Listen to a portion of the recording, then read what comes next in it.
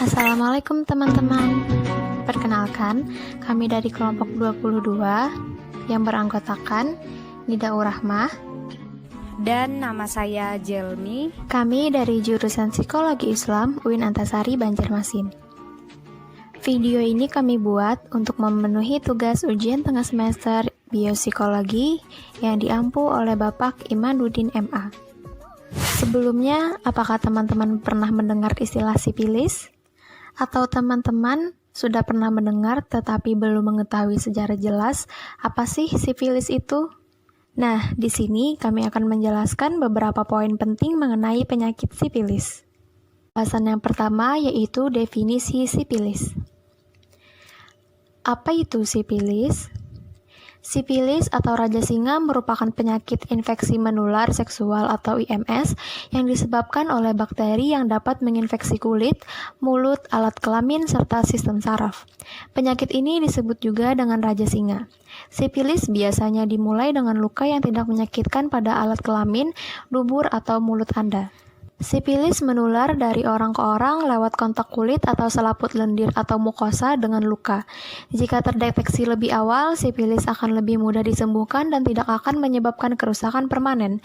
Namun demikian, Raja Singa yang tidak diobati bisa menyebabkan kerusakan serius pada otak atau sistem saraf serta organ lainnya, termasuk jantung. Kondisi ini dapat mengancam jiwa. Yang kedua yaitu gejala sipilis. Sipilis dapat berkembang dalam beberapa tahap dan gejala yang muncul bergantung pada tahapan tersebut. Namun, tahap-tahap ini dapat tumpang tindih dan gejala yang terjadi tidak selalu berurutan. 4 tahap tersebut adalah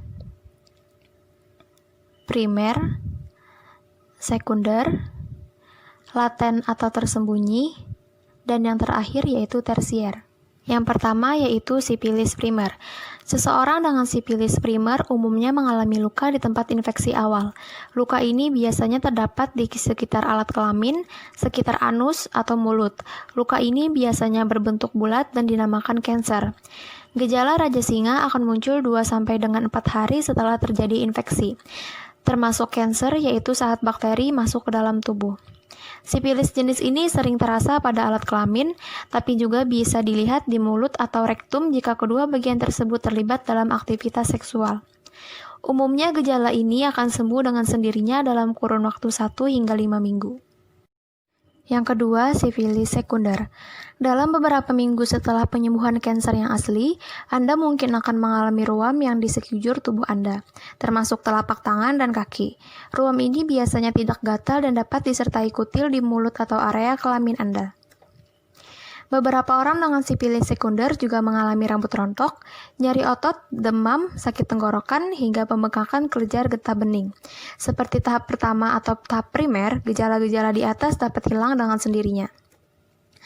Beberapa penderita yang sudah berada pada stadium 2 atau stadium 3 mungkin tidak menunjukkan adanya gejala penyakit sipilis. Yang ketiga, sipilis laten.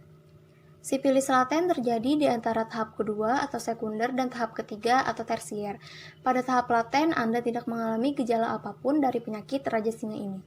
Tahap laten ini bisa bertahan selama bertahun-tahun. Tanda dan gejala mungkin tidak akan pernah kembali lagi atau justru berkembang menjadi tahap ketiga yaitu sipilis tersier. Yang terakhir, sipilis tersier. Sekitar 15-30% orang yang terinfeksi sipilis tapi tidak diobati, kemungkinan akan berisiko mengalami komplikasi yang dikenal dengan sipilis tersier.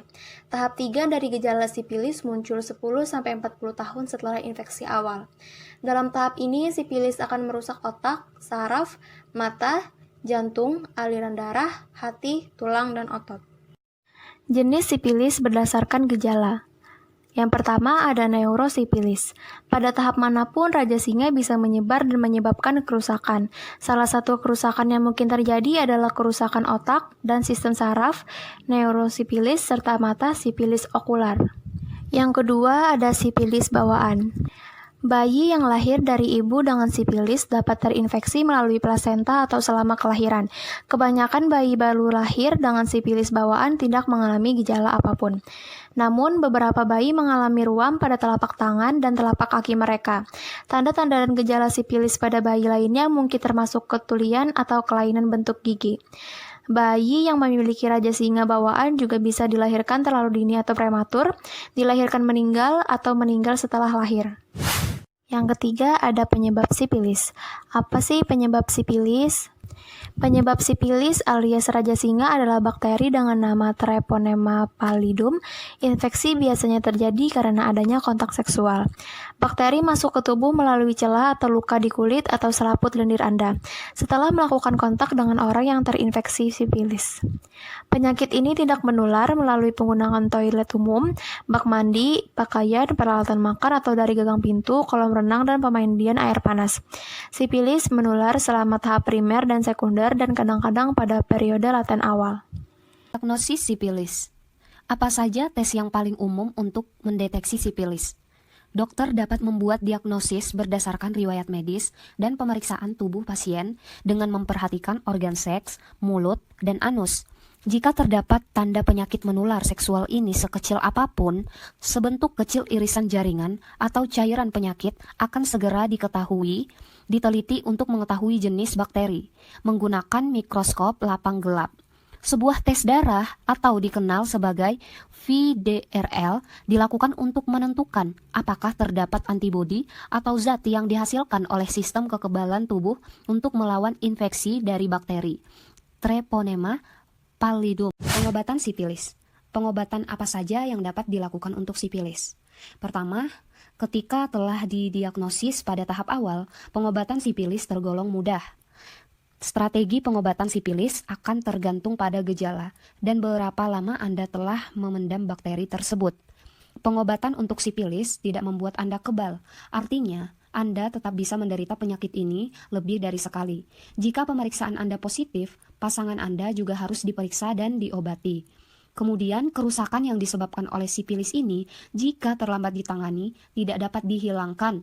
Bakteri dapat terbunuh, tetapi pengobatan kemungkinan besar hanya akan fokus pada meredakan rasa sakit dan ketidaknyamanan. Obat-obatan. Jika Anda didiagnosis dengan sipilis primer, sekunder, atau tahap awal sipilis laten, kurang dari 1 tahun, pengobatan yang direkomendasikan adalah injeksi penisilin tunggal. Jika Anda mengidap sipilis selama lebih dari 1 tahun, Anda mungkin membutuhkan dosis tambahan. Jika Anda dirawat karena sipilis selama kehamilan, anak Anda yang baru lahir juga harus diuji terhadap kemungkinan sipilis bawaan. Jika bayi Anda terinfeksi, dia akan menerima perawatan antibiotik. Pada hari pertama, Anda menerima pengobatan sipilis, Anda mungkin mengalami reaksi jaris Hersheimer, gejalanya termasuk demam, kedinginan, mual, sakit pegal, dan sakit kepala. Perubahan gaya hidup dan pengobatan rumahan. Gaya hidup seperti apa yang membantu penyembuhan sipilis? Yang pertama, jangan berhenti minum obat atau mengubah dosisnya hanya karena Anda merasa lebih baik, kecuali dokter Anda yang menganjurkannya. Yang kedua, informasikan kepada dokter jika Anda sedang hamil, karena penularan sipilis terhadap janin sangat berbahaya. Yang ketiga, informasikan kepada dokter jika Anda memiliki alergi terhadap obat, terutama terhadap penisilin. Yang ketiga, cuci tangan Anda sesering mungkin untuk menghindari penyebaran infeksi. Yang kelima, lakukan aktivitas seksual yang aman dengan menggunakan kondom. Yang keenam, beritahukan pasangan seksual Anda jika Anda tengah menjalani pengobatan sipilis sehingga mereka juga mendapatkan pemeriksaan medis. Yang terakhir, usahakan untuk tidak melakukan aktivitas seksual selama minimal 2 minggu setelah pengobatan atau hingga dinyatakan bersih oleh dokter Anda. Itu saja materi dari kami, semoga dapat memberikan manfaat untuk kita semua. Jangan lupa untuk like dan komen, karena 1 like dan komen dari kalian sangat berharga untuk kami. Sekali lagi, terima kasih buat kalian yang sudah menonton video ini.